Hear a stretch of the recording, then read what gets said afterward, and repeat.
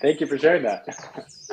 Oh yeah, I'm, that's amazing. Okay, I'm embarrassed. Who is that guy? I've been okay. here before.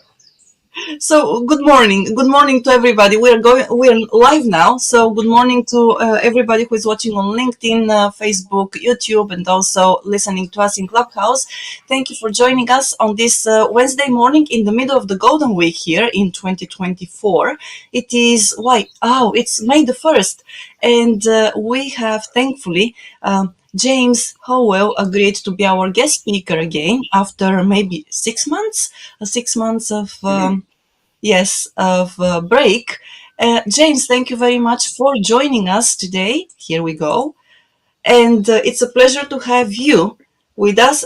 For everybody who has been following us, you have already met James a couple of times, Mhm.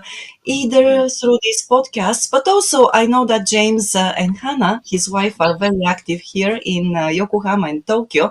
So I'm sure that some of you have probably met them in person already. And today we've got James, who's going to talk with us about lessons learned from LinkedIn this year.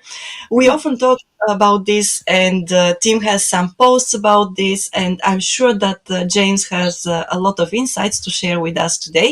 Of course, we're going to have this nice conversation again. So if you have your coffee with you or tea, morning tea, keep your cup full, and let's dive straight into this. James, I am giving you the whole screen. Okay, awesome. Well, thank you. Yeah, I mean, it's great to be back. I'm surprised it's been 6 months since I was last on here, and I always enjoy coming on and having these conversations. And I have to say that actually through Japan Expert Insights, I've outside of this podcast met some really cool people through this channel, and by engaging with your posts on places like LinkedIn or going to your events. So I think Japan Awesome. Expert Insights has always had a special place for me Thank right from the start. So thank you very much. Yeah. We appreciate Um, you. you very much. oh So, yeah. wow. um, cool. Well, I mean, I'm happy to come back pretty much whenever because I really enjoy doing this. And today, when we were discussing what it is to talk about, I thought that LinkedIn would actually be something that would just be an interesting topic for me to get into. If people remember, some of the things I've talked about previously are around sales strategy and sales tactics. I've been a sales trainer in the past. I also worked as a salesperson at software companies for many years, going on about 10 years at this point. And since coming to Japan, my focus has kind of gradually shifted towards real estate. And the reason for that is my wife and I, my wife's name is Hannah. I'm sure that many people here have either met her or maybe seen her before on LinkedIn. So a little bit of insight into us. We came here, we were invited to come here by Hannah's uncle because he has a local real estate company here in Yokohama, and he's getting on in his years. He does still work, but he needed some help with his business, and it's a family business. Hannah's actually worked there previously as well, and he invited us to come and help. And actually, say us specifically, he invited Hannah. I think at the time when I came, there was very little initially that I could do to help. So we came in 2022, and since then, my focus has really switched towards more and more gradually, but especially I would say in the last year towards real estate. And uh, in that time, I've been a user of LinkedIn for about 10 years. I know it says exactly how long it's been on your LinkedIn profile. I didn't check before I hopped on, but I've been on LinkedIn for about 10 years. I'm the type of user who is at sometimes, used it a ton. And sometimes I think I didn't open it for like at least a year. But I've been a fairly active user. But in the past year, I've really started switching my focus towards trying to grow the real estate business using LinkedIn. And I've learned a ton. I've made a bunch of mistakes, or not like it's massive mistakes. These are all learning opportunities. But I've learned a lot. So I want to share a lot of what I've learned here on today's podcast. And I should say that, these are do's and don'ts, let's say, but at the same time, I'm using LinkedIn for a very specific purpose right now, which is to grow this business. And that's not everybody's focus on LinkedIn. I think that Tim would actually be a great example where, I would actually love to hear from Tim what his reason for using LinkedIn is, but I don't think that it's necessarily to grow a business. Tim, what's your reason to use LinkedIn? I think initially it was to sell my services. I've gotten a few gigs in the past, but not a lot. And you mentioned, on the thread that we were posting on LinkedIn, you look forward to hearing my input. And I basically, I was half joking, but I got nothing is what I said. And what I meant by that was I've never really been strategic about it. I've never figured out how to use the algorithm and really use it in an effective way. But especially since coming to Japan, I'm retired. Most people who have read my profile know that. So I'm not on to really sell myself. And I'm on with Maya just because she's my friend and I want to help her launch her business, right? But since you mentioned that, I did think about a couple things that they're not strategic and they're not based on any intimate knowledge that I have of LinkedIn. But I will say this. I think, and I hate to use the word authentic because it's almost become a cliche, but I think you really need to first you got to figure out who you are. And I'm still figuring it out and I'm an old man, but I have a much better idea of who I am now than I did 5 years ago, 10 years ago. Okay. So it's like, it requires a lot of self-reflection. And then you got to figure out how do you put your personality out there so people know who you are, right? And then I guess the only other thing, well, I got two more things. One is, and maybe this is just a personal thing, but I get turned off when people do this self-promotion, the shameless self-promotion. I respect people who, rather than bragging about themselves, put content out that shows their competence rather than saying I'm great. And I think, storytelling is probably the most effective way to do it. And then the last thing I would say, I've read so many profiles and they're all vanilla. Very few people really stand out in their profile. Everybody is a strategic thinking leader who's a team player. These are all buzzwords that everybody uses. So if I read your profile, I'm going to forget who you are. And probably the one thing I feel like I've gotten right, and it's not for strategic reasons, it's just my quirky personality. I think anybody who reads my profile will say it's kind of maybe a memorable profile because it's kind of different. It's kind of off, but I'm trying to show my personality. So that's all I got. I'm here mostly just to make friends and to meet kindred spirits. And I've met Maya through it. I've met you and a lot of other really great people. So that's about all I have to say. You guys met here on LinkedIn? Well, initially, and then we got to know each other on Clubhouse during the pandemic. So that's when it really, that's when our friendship blossomed, because for the first time we were actually interacting in this live format rather than the back and forth of a feed on social media, which you don't see the real human there.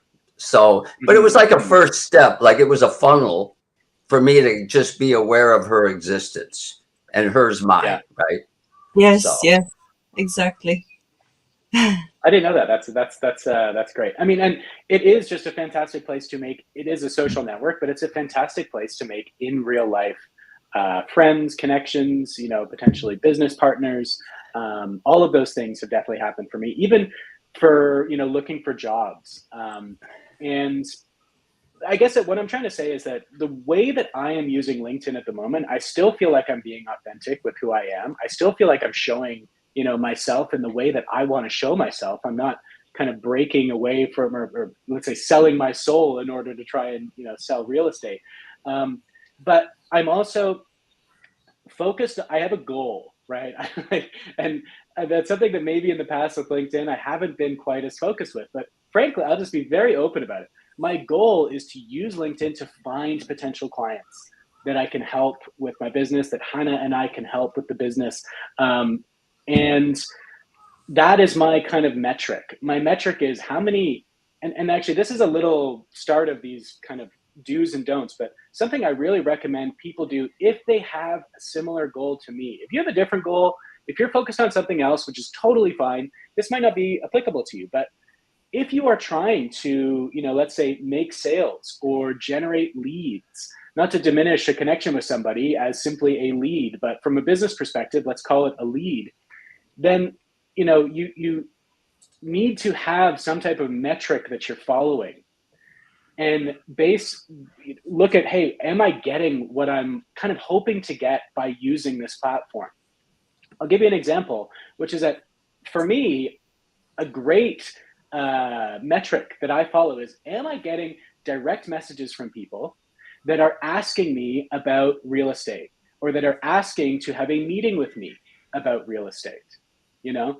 A bigger metric is, am I actually generating sales through LinkedIn? And I'm proud to say that I have. We've helped families buy their first homes in Yokohama, which is just an awesome thing to be able to do. And that was people who I met through LinkedIn, who literally direct messaged me through LinkedIn, and we were able to go through a sales process and help them buy a house. But that all starts with, am I getting direct messages? And I would say about 6 to 8 months ago, despite the fact that I was using the platform in order to try and generate leads, I wasn't getting those. I really wasn't getting them. And part of that is because of time, I think. But part of it is because I've just gotten more laser focused on how I'm using the platform, a little bit more systematic, but still also keeping true to myself and how I want to be. So yeah, I just want to put that out there. That's my metric, and that's what I'm going to be basing the rest of this talk off of. Great. Is, am I getting people coming to me to ask questions, to have meetings, that type of thing? Yeah. Before I go in, any questions? No, I would just say, if I were, a non-Japanese coming to Japan, wanting to purchase real estate. I don't know if you guys do rentals either, but I think if there was a language difficulty, I would feel very comfortable working with somebody who spoke my language, but also somebody who comes across as sincere, authentic, and trustworthy. So, like, if I knew anybody who needed real estate in Yokohama, I would definitely introduce them to you, because I know you, and I already feel like we have that relationship of trust. So I'm glad to see that you're doing well. It makes us, it makes us both really happy, because we remember before you came here, we were already talking to Hannah offline in the messages. So we were like kind of very intrigued about who you were, and we're so happy to see how far you both have come since you've moved here, and your progress integrating with Japan. It's just, it warms my heart, that I had even a little tiny bit to do with that. So. Yes. Oh yeah, absolutely. Yeah, but there is a lot more to do. So, and I'm sure that we'll be able to, to do more even. So, yeah, hopefully. James, I have to say, I introduced maybe one or two people to you, and unfortunately didn't, work out at the end. But yeah, at the end of the day, there will be more people there. So, yeah. So just please. Absolutely. I mean, and I think that that's also part of it, is that not every person who comes and talks to us, we're going to be the right place for them. Actually, you did ask, and maybe people are curious about rentals. And this actually has something to do with Maya, someone that you introduced to us, is that we can help people with rentals if they are looking in the area that we, have connections with owners.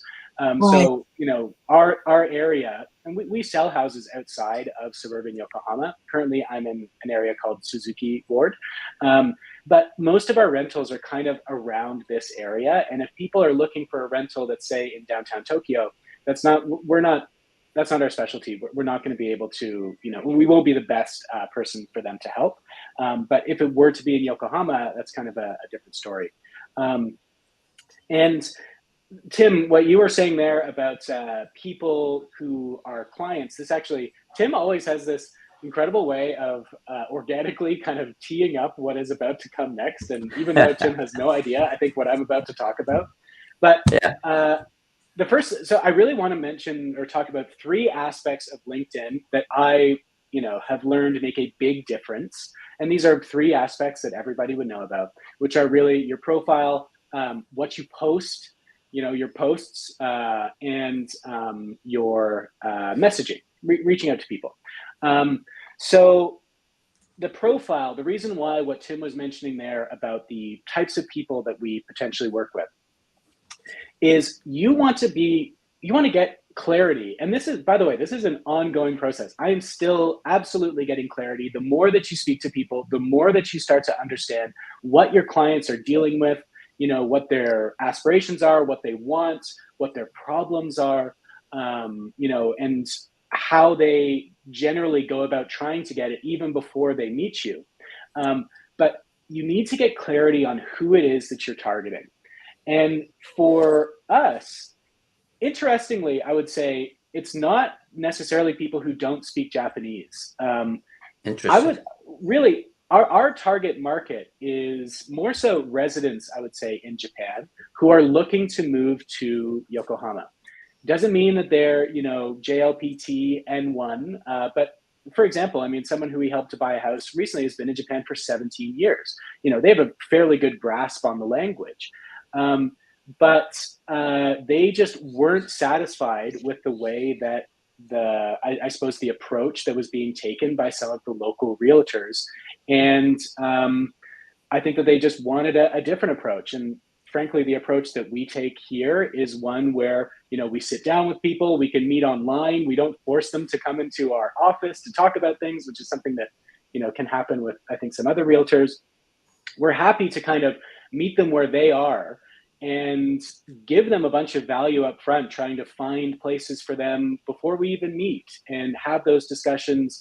And then, at their pace that they want to move, start going out and checking some places out. Or another reason why a resident, even who speaks Japanese, might want to work with us is because we can help them with financing, which is something that is, I would actually argue, the bigger challenge is getting financing in comparison to finding a place to move into, or a place that you really like. But what I'm getting at here is, on LinkedIn, your profile, in my opinion, needs to reflect who you are trying to target. And the more specific that you can get, the better. And if there's one thing that I've suffered from in the past, and that I see a lot of people on LinkedIn, in my opinion, is probably an issue that they're dealing with, is that, their niche or what they're focused in on is a little bit too broad. And the more broad that we are, the less likely we are for that person who, when they see us, is going to click that, hey, this is the right service provider that I want to speak to. So I really think that your profile should be speaking to someone directly. I specifically, in my profile, speak to residents in Japan who are looking to buy real estate in Yokohama. I would say that, my profile, I don't think it's boring necessarily. I do share some personal information that's in there, but at the same time, this is something I've experimented with, is, not really making it as much about me, making it about the person that I want to connect with. And if they once they start to see my posts and things about me, I think they learn more about who I am. I do give information about who I am in my profile, but that is something that's done, based off of the value of the profile the value of the posting that I do. A couple other things, obviously your picture. Frankly, actually, I kind of want to change my picture. I want to update it. My picture's a little bit old now. And also your banner. Like, these are all low-hanging fruit. Also your headline. These are all low-hanging fruit things that you can change in order to reflect what it is that you're trying to do on LinkedIn. Again, for me, it makes it very, very clear what I do. I don't want anyone to have any doubts that, like, I help people with real estate in Yokohama, and that's what I want to be known for. So Tim, with yours, like I remember actually before I ever met you, your bowl in a ramen shop. I don't know where you came up with that, but it's great. But that told me a lot about you, and also kind of what you're doing on LinkedIn. Even just in that one line, I was like, this guy seems like he is. He knows about Japan. He's like passionate about Japan. He's also has a sense of humor. Seems like he's lighthearted, and probably someone that I'd be interested in connecting with and following. Just and that all is just from the headline, Yeah. Anyway, where'd you come up with that bull in a ramen shop? It was a song I wrote. It was a line in a song I wrote. Old Boomer Dinosaur. It's just a tongue-in-cheek song I wrote. But yeah. And by the way, I love your posts. And I like the pictures you use because a lot of these homes that you're selling are just gorgeous. I'm not used to seeing. I live in a 55, almost a 60-year-old Japanese home, right? So I'm not used to seeing these really modern, beautiful looking homes that you're doing. And by the way, I mentioned this in one of your posts. I absolutely love Yokohama. I just think it's a beautiful city. And I would, encourage anyone to look at Yokohama as an option. So, but also about the financing you mentioned, I agree that, your knowledge and to be able to, make those maneuvers behind the scenes to help people get their financing. I agree. That makes total sense. Yeah. Well, I'm glad to know it was a song too. So thanks for sharing that. Yeah. I'm curious about hearing it now. Okay, so that's kind of job number one, though, is that profile. And I think that one thing that you can actually do if you want to take some action on the profile is I just ask people, ask people who ideally someone who, and where you can ask them ahead of time just to be honest with you, is my profile clear, like what it is that I do? Do people get what I do? And I think don't get caught up thinking that people will, research your profile deeply in order to understand what you do.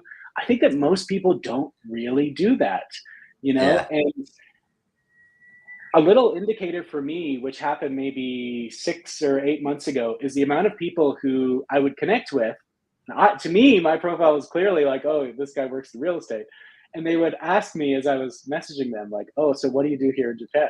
Like, if you're getting that question and you're trying to, and you're trying to get leads on LinkedIn, that is a signal right there that, okay, something needs to change because people aren't getting it. People not seeing that, Right. that's what I do. Yeah. Okay. Next thing is posting. And this is probably like the biggest piece of the pie. And also, like, I would say that some people will probably find, people have opinions, frankly, about posting and what to post and how to post. And just to be clear, like, I don't see this as a popularity contest. If I can make one broad statement, is that the amount of likes that you get on a post does not actually reflect, your ability to attract your clients to come to you. Interesting. If you can both create posts that are, business focused about your business and also drive a ton of engagement, I think that that's fantastic. I've been able to do that a few times, and I try to replicate it, but like it's a challenge. And frankly, I don't know the algorithm. Yeah. But I mean, who really does? Yeah, you're But right. I mean, one thing I can say is that consistently showing up and posting stuff on LinkedIn, and I'm going to get into some specifics in a second, but it makes a big difference because I think psychologically what it does, if you are consistently showing up and posting things, I'm going to talk about content pillars in a moment and how I think about those. But if you're consistently showing up and posting things, you are psychologically kind of, I can't think of the word, you're subconsciously showing people that, hey, I'm going to be there. If you say want to engage with me, if you are curious about something, I will be there because I'm here on this platform a lot and I'm sharing content about things that you are interested in. And frankly, I think that for not just real estate, but definitely in real estate, this is a problem I hear people come to me with, is that they reach out to a agent or they reach out to someone to buy something. This is such a frustrating thing, eh? You reach out to someone because you're interested in maybe buying something from them or, in their services, and they don't get back to you. They don't get back to you. And that's like, it can be very frustrating for that. And if you're showing up on LinkedIn regularly, I think that it shows people that, hey, I'm going to be there when you reach out to me. And, I'm going to be consistently helping you. So that's one aspect, consistency. But what I want to say a don't is like, don't feel like you have to post every day. I've totally flirted with that in the past to be like, I'm going to post every day for the next 30 days. And honestly, after like day 4, I'm like, oh man, this is honestly just, I'm not enjoying it. And if it's not fun, like, why do it if it's not fun? So I found the sweet spot for me that I can sustainably do is post four times a week, maybe sometimes a little bit less, 3, sometimes maybe 2, but maybe sometimes a little bit more, 4 or 5, but that's sustainable. I can continue doing that, and I can also just continue enjoying it. I enjoy writing the posts. Yeah. I enjoy taking a bunch of time sometimes to create these more complex, market analysis posts where I'm going into the database of recently sold houses in a particular area and trying to show people, hey, this is what's out there right now. This is what people have paid in the past month for a 3 LDK in Hodogaya, and that takes me some time to create those posts, but it's kind of fun. And, those posts also don't get the biggest engagement, but for certain people, they're like, boom, like the amount of people who I've done something like that. And they're like, James, I saw your post recently about Al Baku, and the recent houses bought there. We're actually thinking about something in a similar area. Can we set up some time to talk? And the dopamine hit is real when you've like spent time enjoying making something that actually is valuable to people. Yeah. And I think if I tried to post every day, I would probably not enjoy it as much, and that would show up in the content that I create. So, Maya, what are your thoughts on that? Do you have any thoughts? It's really difficult to keep the pace, and I admire your pace of 4 or 5 times a week. I have tried posting twice a week, and it's really difficult because of it actually takes time to create a post, and it doesn't take maybe more than 30 minutes depending on the post, sometimes an hour or 2, but it's still something that you need to think about and put out there. So it's amazing. Really great job, I think. And I also, just like Tim, I enjoy reading your posts there and looking at the beautiful photos you share, and reading also, information about the real estate market here, because I have very little knowledge about it. And it's fascinating to see that and to learn more. But I believe that also it is informative to people who are actually, really actively looking for a place to find a place to live. Yeah. Can I tell you? Oh yes, Yuka. Good morning. Yuka, good morning. Sorry, I was just dying to ask. This is a great topic again, James. And by the way, Kanagawa is one of the very few area in which population is growing. So you are in a great place. Population has to grow. Real estate to work. Anyway, with respect to posting, so what I do is kind of niche, because I write the company research piece in English, so it takes forever. But anyway, I see a lot of people are posting a lot of contents in LinkedIn. So the what I write is sometimes buried in a lot of people in the notification.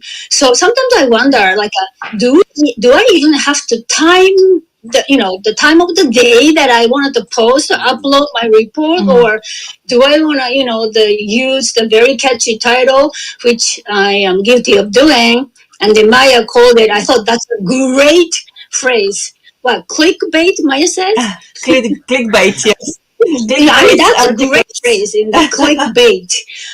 But do you have any suggestion, like a timing of, like the physical timing of a posting in LinkedIn, and then maybe how can I stand out? If you have any suggestion, I'm grateful. Yeah. Sure. Yeah, no, I definitely do. So thank you, Yuka, and it's great to hear from you again. And okay, so when it comes to timing, I mean, again, like I don't know what the algorithm, I can't really say. I don't know what the algorithm is. I've thought about timing in the past. Once again, I don't have a consistent time that I post. I post at the same time. There's some broad things that I've kind of picked up on. One, let's first think about weekends. Okay, in general, I think that weekdays perform better than weekends. Weekends, and it doesn't mean don't post on weekends. For someone like me, if I'm going to be posting 4 or 5 times a week, I'm going to definitely make a post on the weekend. I also work on the weekends. Usually, I take Wednesday, and so long as I don't have meetings and stuff, Thursdays as my weekend, because people generally need help when they're not working. So, but anyway, weekends I find, just from my personal experience, perform worse. And Mondays I also find are a day where people are a little bit more focused at work. So Mondays, I think that kind of bleeds into that as well. I think that posting first thing in the morning is good. By the way, all of this is Japan time, of course. But I think posting first thing in the morning, let's say between 8 a.m. and 9 a.m. is a good time to post.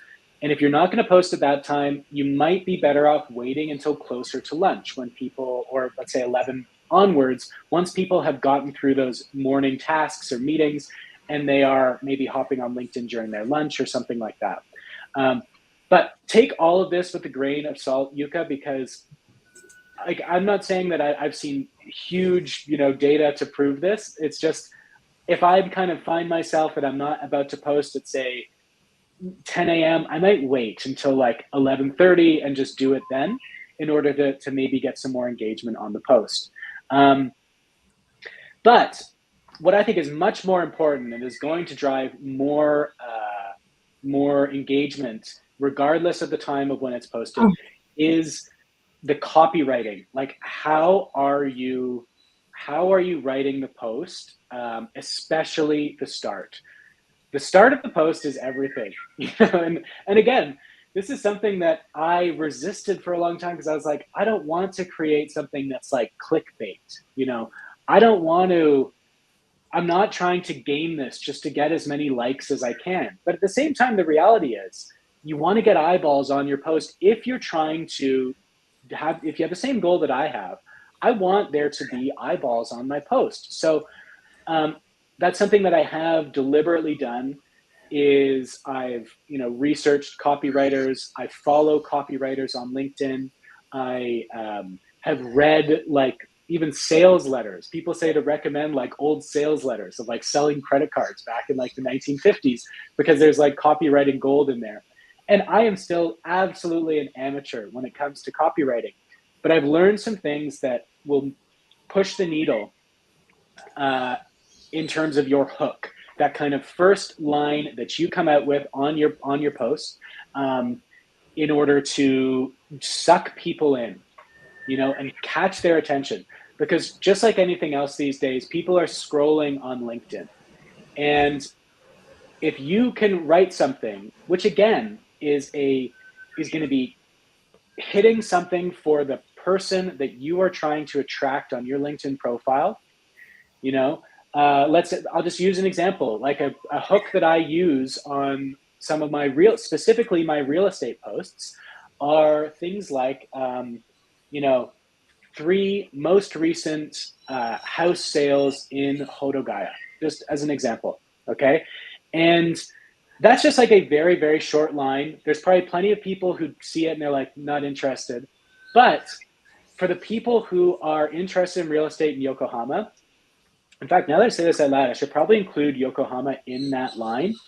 It just kind of jumps out to them. It's like, ooh, this is something that might interest me. And it also includes a number. It tells people that there is like a amount of things in the post that could be juicy information for them. That's another little hint with hooks, if you can use a number.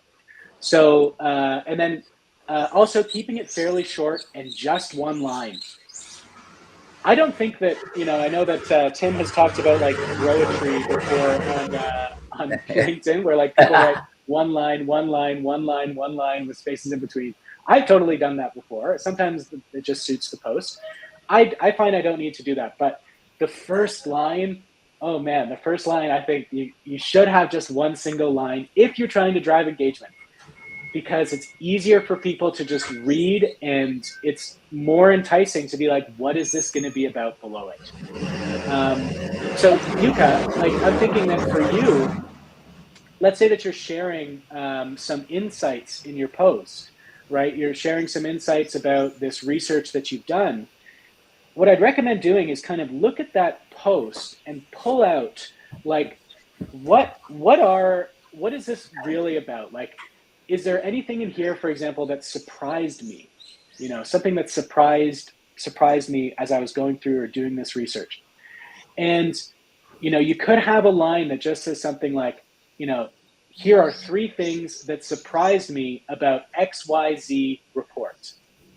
And I don't want to get into specifics here, but generally I try not to have it be more than about 10 words, because if we go more than 10 words, it's going to be spilling over into the next line. I just want it to be like a short, punchy line. And so that, Yuka, that's kind of just a little idea, is to make that first line really juicy and some type of emotional word that's maybe in there as well, to kind of suck people in. But what do you think? Do you have any further questions? Thank you. Actually, and then so I have a follow-up, so to speak, on this, the posting. Sorry, guys. So, sometimes I get like 500 impressions and then likes. I'm like, is something wrong with this picture? Like, and at one time I sort of, sort of, the venting to Tim and Maya, and then Tim said that people, just sometimes they get lazy, so don't click on likes. But do you think the likes can have some significance? I should sort of gauge, like, the quality of content from the number of likes that I'm getting. What do you think? Thank you. Well, Yuka, what's your goal on LinkedIn? Oh, eventually make money. Oh, yeah. Yeah, you're right to the point, Yuka. That's why I love you. Actually, my goal is I want to become the analyst, Japan equity analyst on hire, on demand. Like when the client needs some idea, they contact me. I don't want to work for, the busy, I've done that in the past, busy sort of, the security firm. That's my goal at this moment is, to become, like I said, analyst on demand. So it had started to happen, but it sort of, died down. So I guess, those demand come and go. But again, that's a great question. What I want. Yeah. What I'm trying to get out of LinkedIn. That's great. Sometimes I forget. Thank you. Tim, go ahead. No, I was going to make a comment when you talked about, there's not necessarily a correlation between how many likes you get and how many people actually come to you. And, the metaphor I think of is the shotgun approach doesn't always, it's usually not an effective way. So you may have this mass appeal, but if you don't zero in on the people that really value what you're trying to sell, then it doesn't really matter. It goes back to what you said. You're not trying to be, everything for everyone. And then I just want one quick comment about clickbait. Okay. I'm not sure how we're defining it. I think a juicy hook isn't necessarily clickbait. If you have a juicy hook and you deliver on that promise of your hook, then in my mind, it's not clickbait.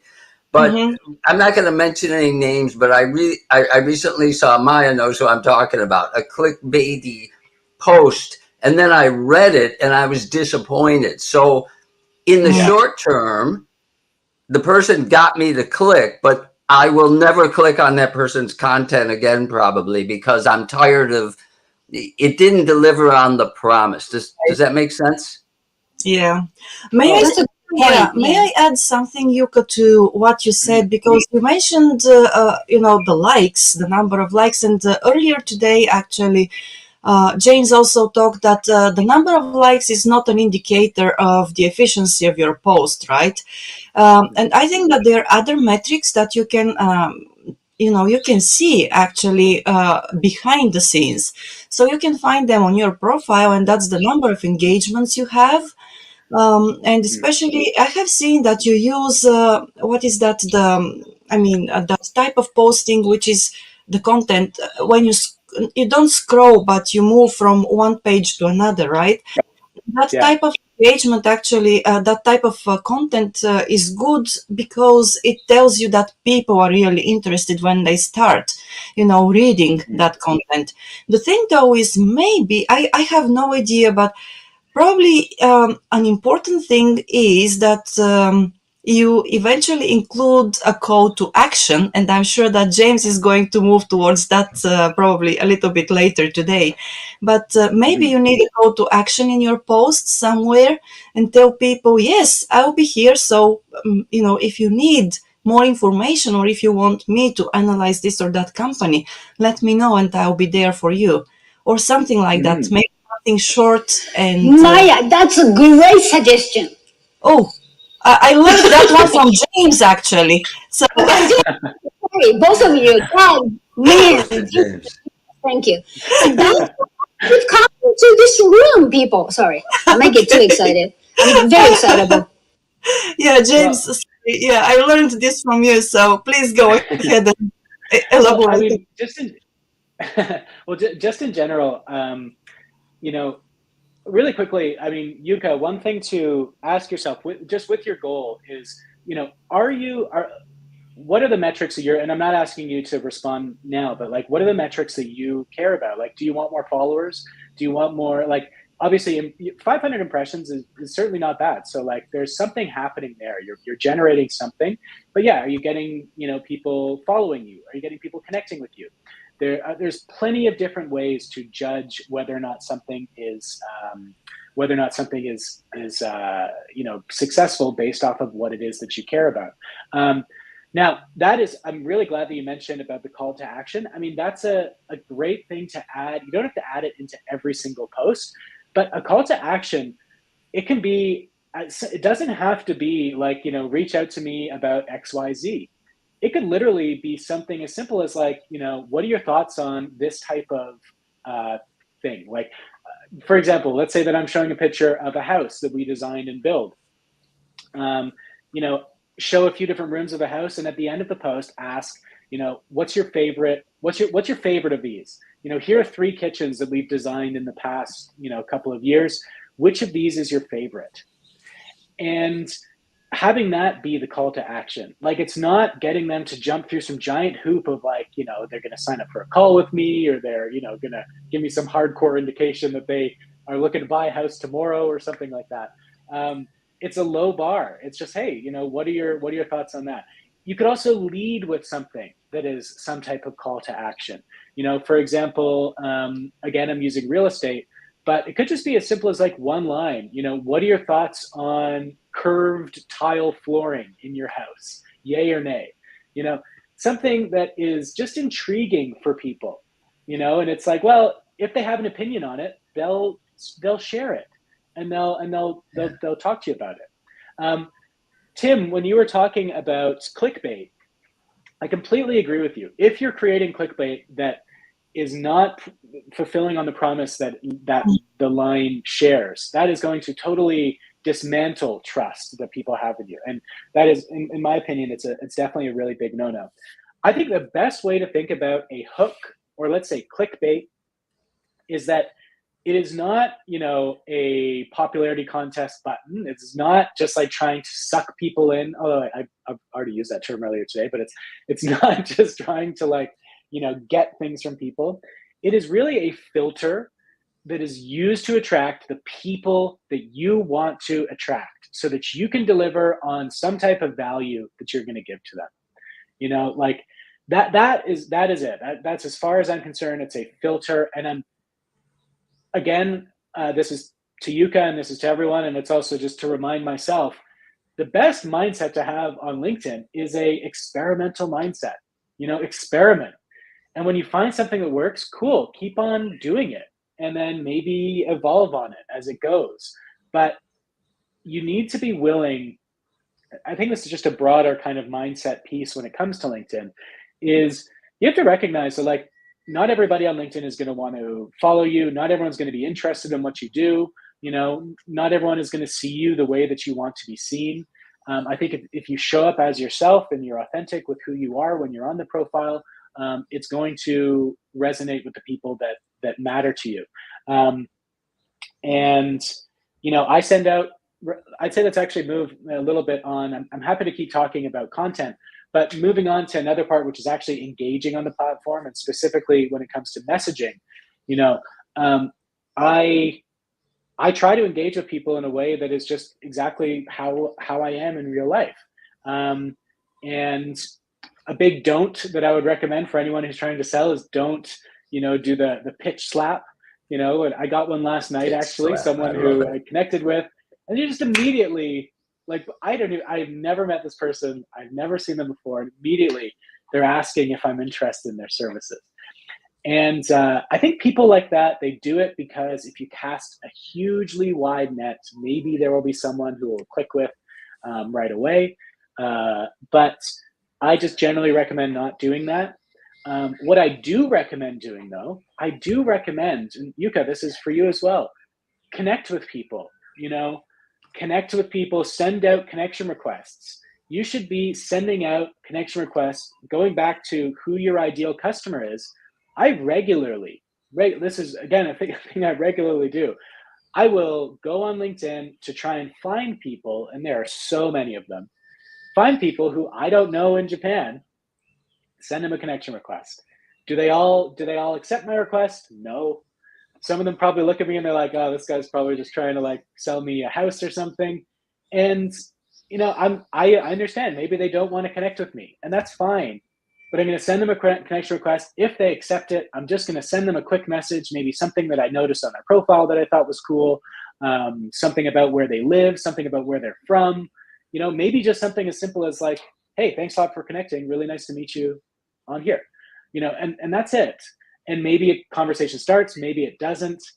But I'm not throwing it in, and generally in my content, sure, oh, by the way, I didn't mention my content pillars, which is really kind of the things that I try to focus on with content is, and I really recommend having something like this, but I talk about real estate, obviously, real estate in Yokohama. I talk about living in Yokohama, and I talk about learning Japanese. Those are three things that if you come on my profile, you're almost certainly going to see. The living in Yokohama / living in Japan. Yeah, so I've kind of lost where I'm going with all that, but I try to just stay focused in on the areas that I know I can maybe provide value in, and also things that my ideal client cares about. And I don't expect them to, immediately work with me.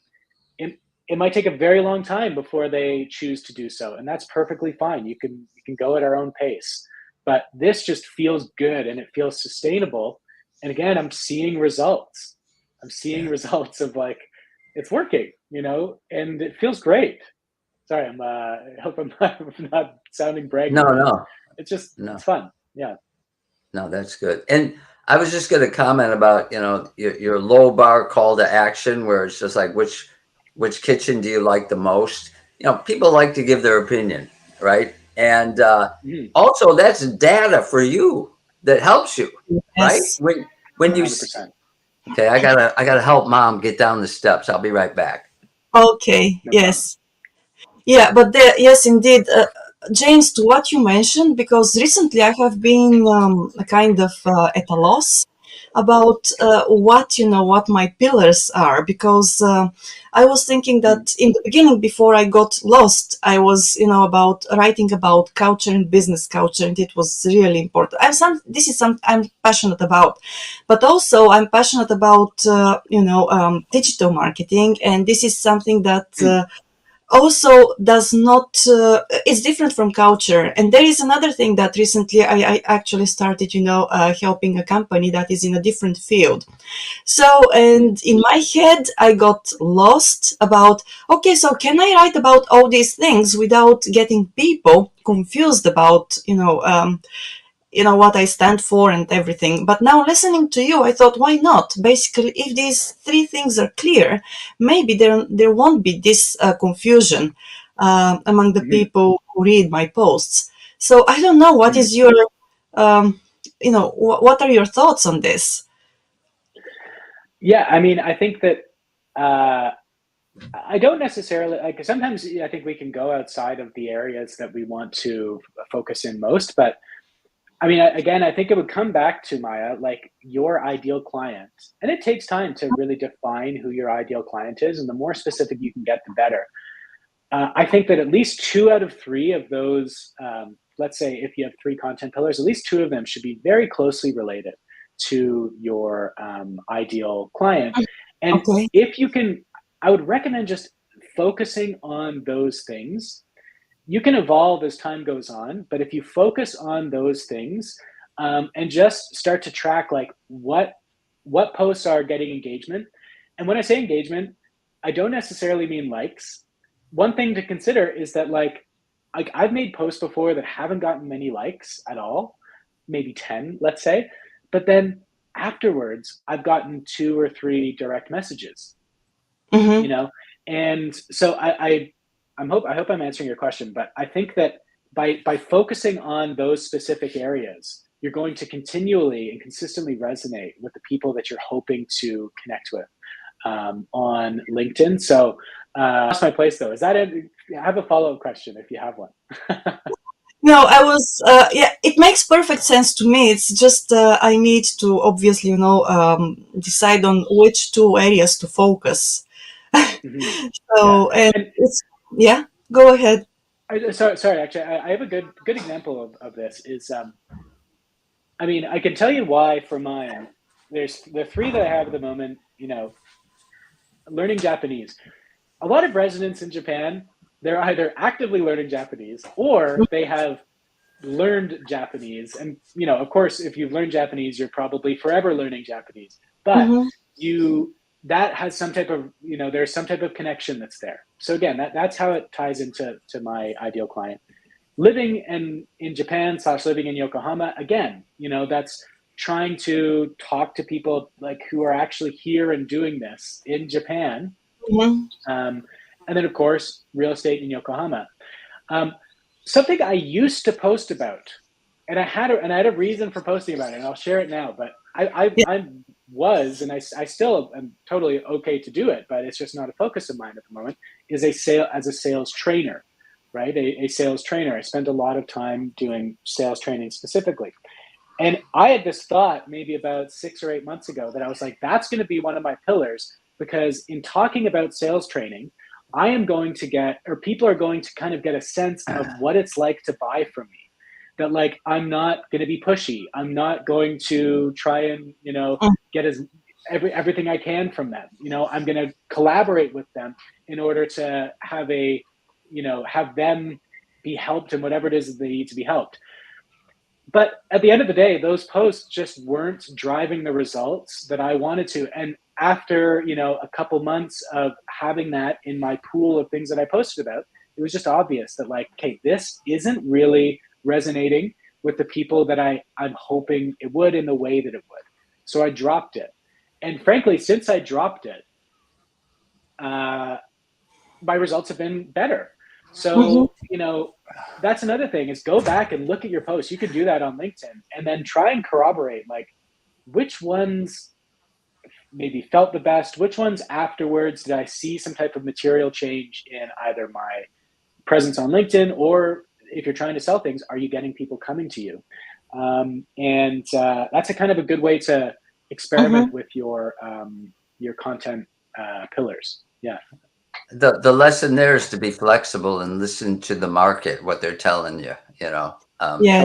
Totally. Hey, I one don't you can add to your list. Don't emulate me because I'm retired and I break some of the rules. Like I occasionally use a naughty word. I never use the F-bomb, but you know, I've been known to, and some Oh, I people do are too. turned That's okay. some people are turned off by that, you know. But you know, I am a bad example because I'm on. Not You're only not am I on the sidelines, I'm up in the stands. You know, I'm not in the game anymore. You know, so yeah. I think you know what though. That's not a bad thing. If you sometimes swear, you know, sure, it's a business platform. People always call LinkedIn as a business platform, but hey, do your potential clients, swear? You know what I mean? Like that in and of itself is a potential filter or people to be like, oh, this is what, you know, Tim is about.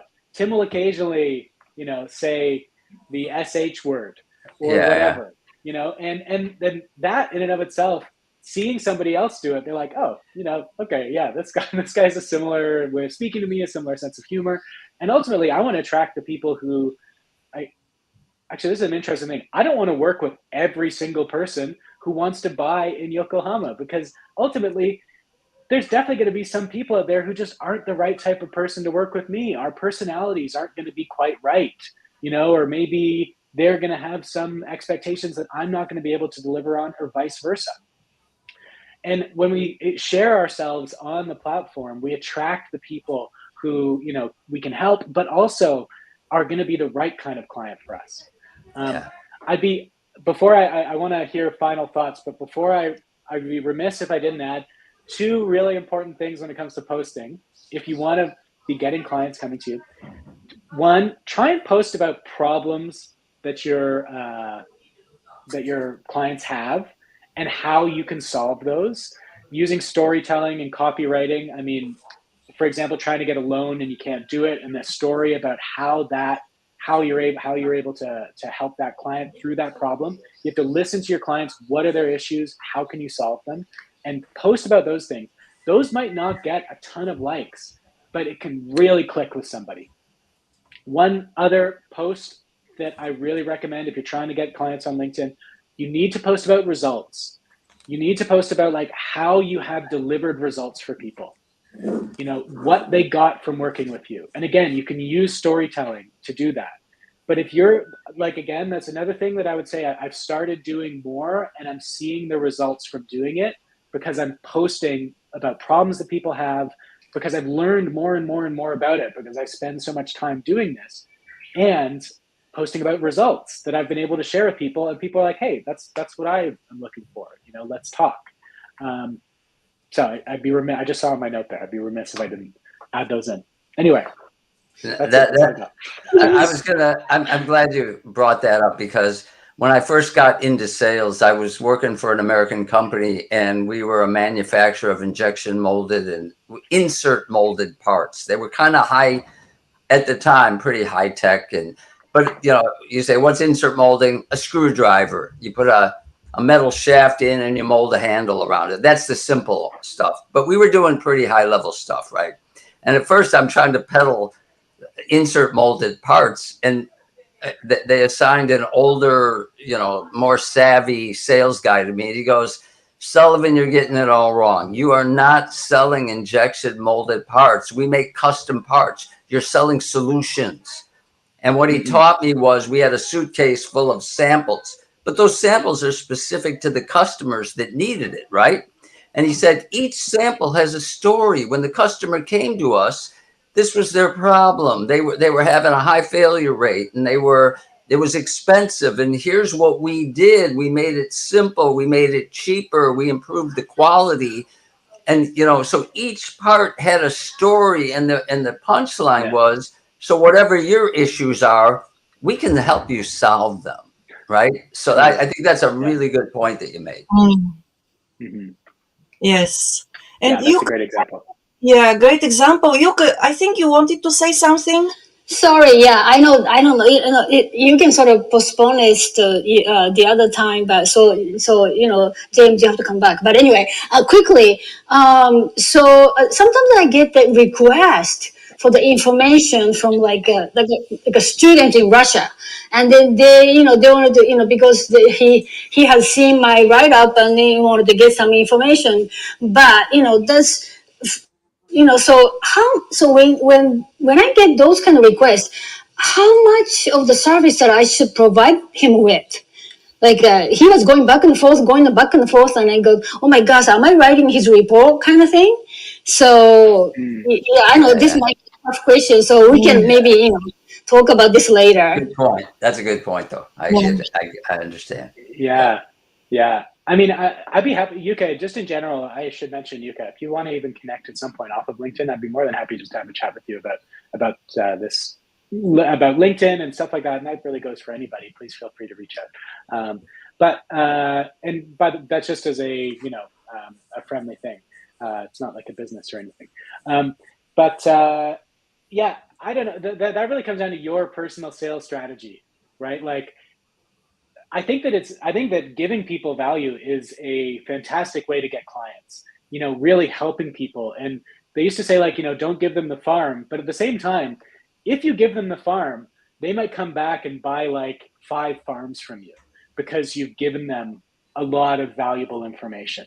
So that it's not really an answer for you. I would go with your intuition. There are people on LinkedIn who are takers. There are people who are scammers. Like, that's totally exists. So be careful. And I'm not saying to do it, but think about the way that you want to grow your business. And, again, if you don't have a strategy, if you're not thinking about how you want to grow your business, that's something to maybe figure out. It's like, what's my goal with the business? How do I want to make sales? What kind of value do I want to provide? Am I going to be someone who gives that information away and is waiting for people to, ask for more and charge for that?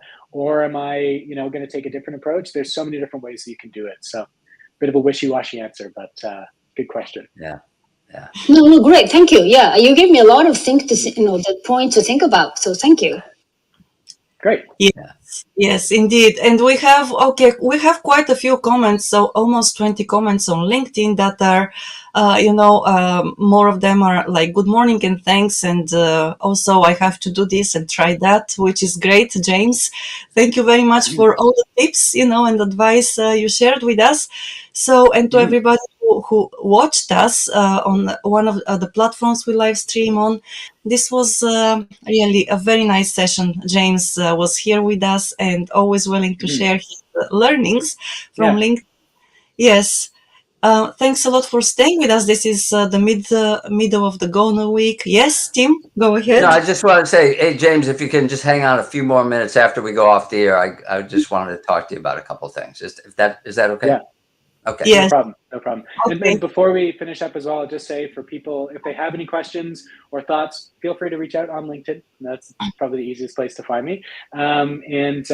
Also, if there's something that you have an idea for me, for something that I could try on LinkedIn, please let me know. I love experimenting. I love trying different stuff. So if there's something you're hearing me saying and you're like, you know what, James, you should try this, I'd love to hear it. So please reach out. Thank you for listening. Right. Thank you. Yeah. Thank you very much. Thank you. Okay, so this is all. We'll be here once again on Sunday morning at 8:20.